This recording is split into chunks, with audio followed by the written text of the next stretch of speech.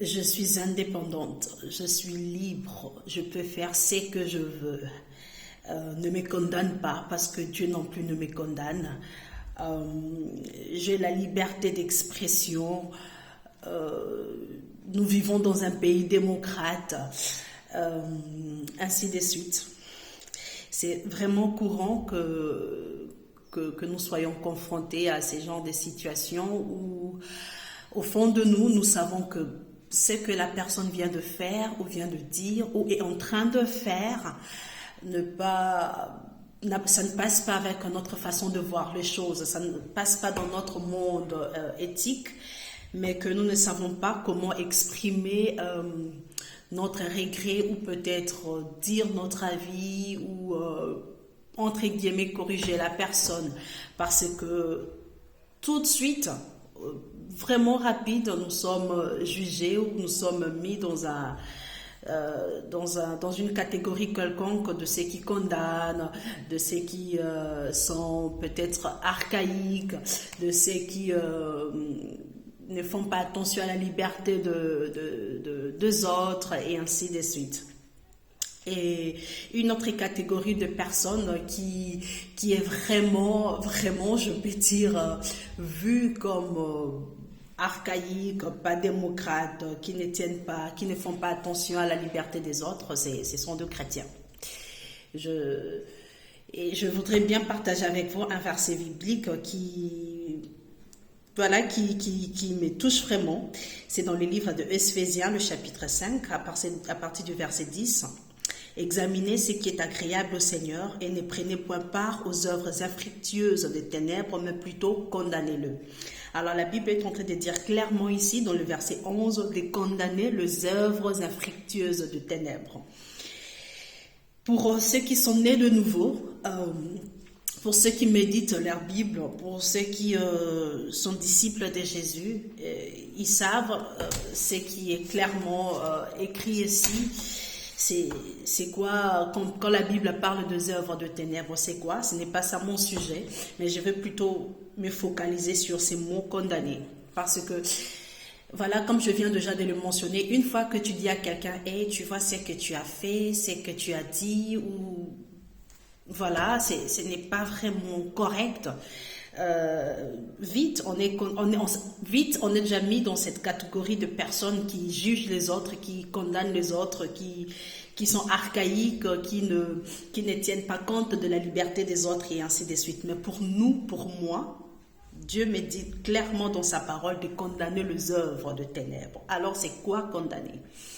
Je vais essayer de différencier le mot condamner et le mot juger. Le mot juger, quand on parle de juger, certainement que vous avez déjà suivi de procès comme moi. Juger, c'est-à-dire que je viens avec une sorte de sentence pour dire que, ok, ce que tu as fait, c'est mal, alors pour ça, tu mérites telle peine. C'est ça, juger.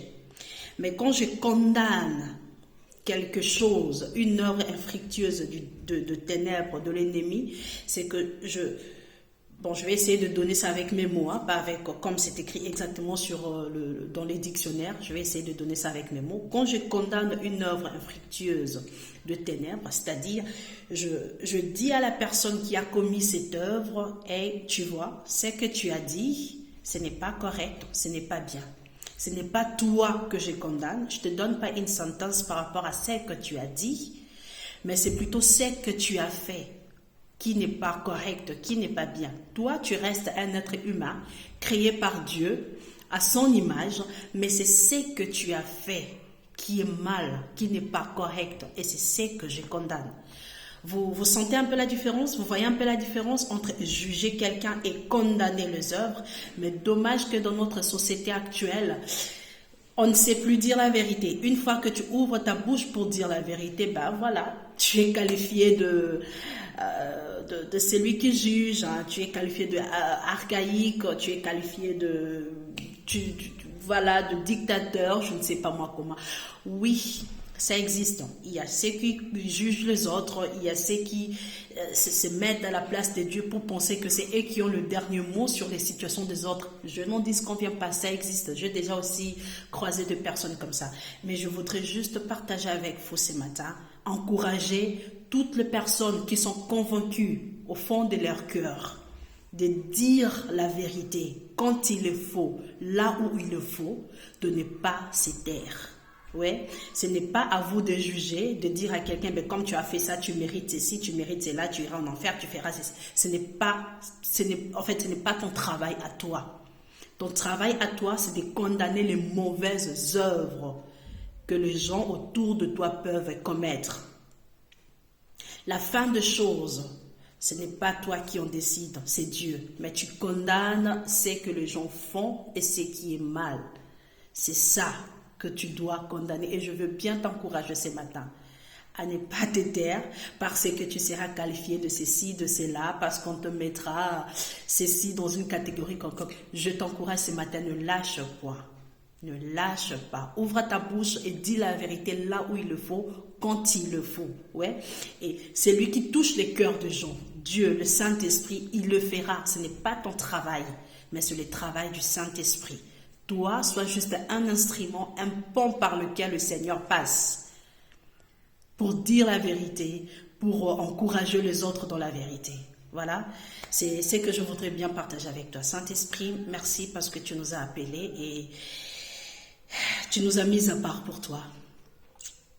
Si on a condamné même Jésus, si l'on l'a jugé, si l'on a mis dans une catégorie quelconque, bien qu'il était juste, il y a plus forte raison nous.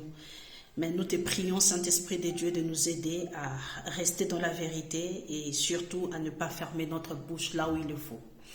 Aide-nous, Saint-Esprit de Dieu, à être forts et à représenter Jésus-Christ ici sur terre comme il le faut. Merci parce que tu nous accompagnes dans notre marche quotidienne et merci parce que tu es avec nous jusqu'à la fin du temps. Amen.